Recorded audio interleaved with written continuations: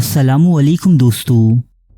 یہ دنیا جب سے قائم ہے ہر طاقتور خود سے کمزور وجود کو دباتا یا ہراساں کرتا چلا آ رہا ہے۔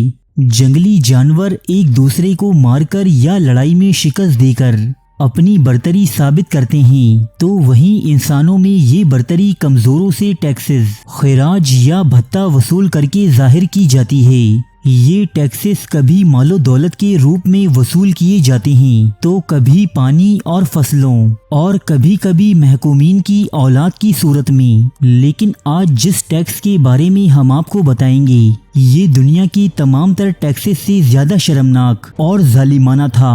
اس کا نام ہے مولاکرم ٹیکس۔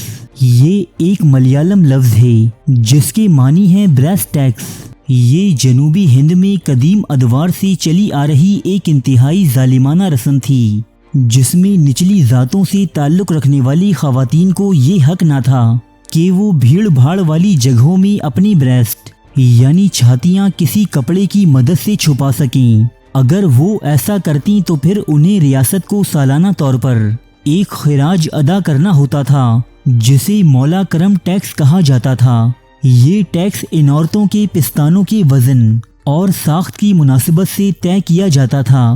ریاست تراونکور، جسے موجودہ دور میں کیرالا کے نام سے پکارا جاتا ہے، اس ریاست میں بریس ٹیکس کا باقاعدہ ایک محکمہ موجود تھا۔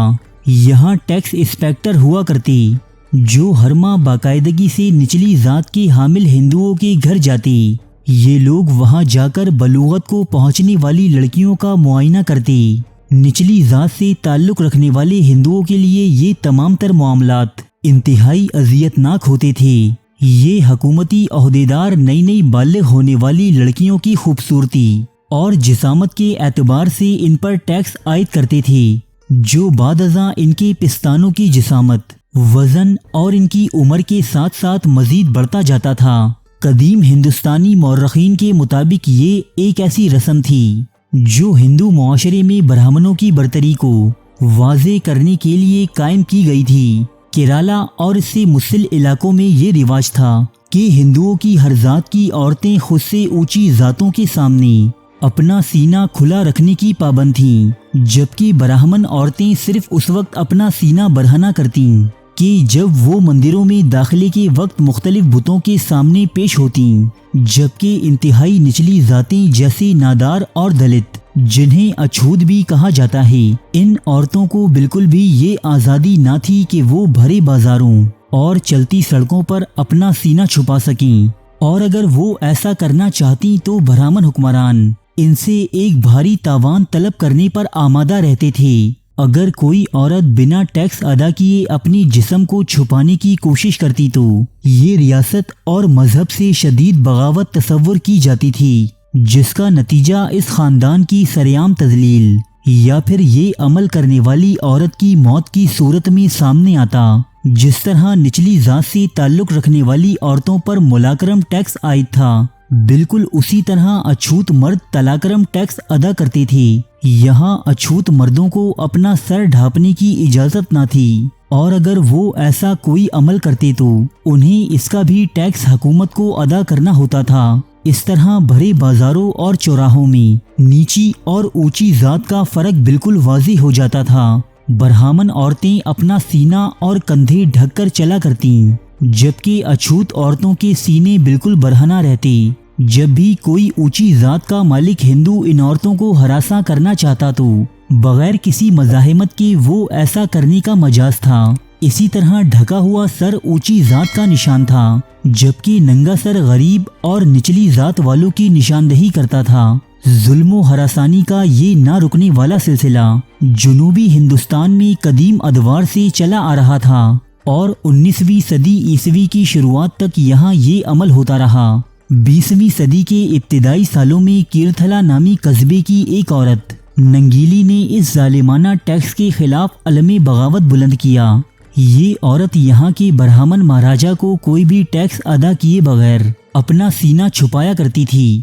جب مقامی ٹیکس انسپیکٹر کو اس بات کا علم ہوا تو اس نے ننگیلی کو سرعام برہنہ کر کے اس کی تذلیل کی اور آئندہ اسی مولاکرم ٹیکس سرکاری خزانے میں جمع کرنے کا حکم دیا۔ سریعام بے عزتی سے دل برداشتہ ہو کر ننگیلی نامی اس عورت نے اپنی پستانوں کو کاٹ دیا اور ایک درخت سے لٹک کر خودکشی کر لی۔ بعد ازاں اس کے شوہر نے بھی اپنی بیوی کی چتا میں کود کر اپنی جان دے دی۔ ان دونوں میاں بیوی کی یہ قربانی ترانکوور نامی ریاست میں بڑے پیمانے پر مظاہروں اور احتجاج کا سبب بنی، یہاں تک کہ 1940 عیسوی میں ریاست ترانکوور کے گورنر نے برطانوی سرکار کے دباؤ میں آ کر اس سیاہ قانون پر پابندی عائد کر دی۔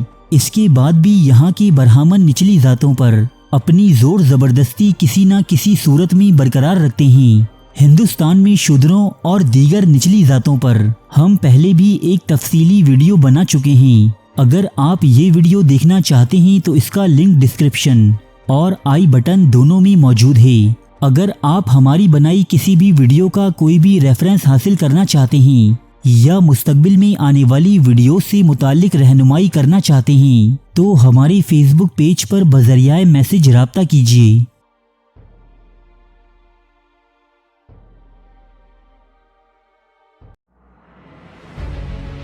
تاریخ کے موضوع پر پاکستان کا سب سے بڑا چینل، جہاں ملتے ہیں سچے واقعات مستند حوالوں کے ساتھ، قدیم تہذیبوں کے عجیب و غریب حقائق، افسانوی داستانوں کے پیچھے چھپی حقیقت،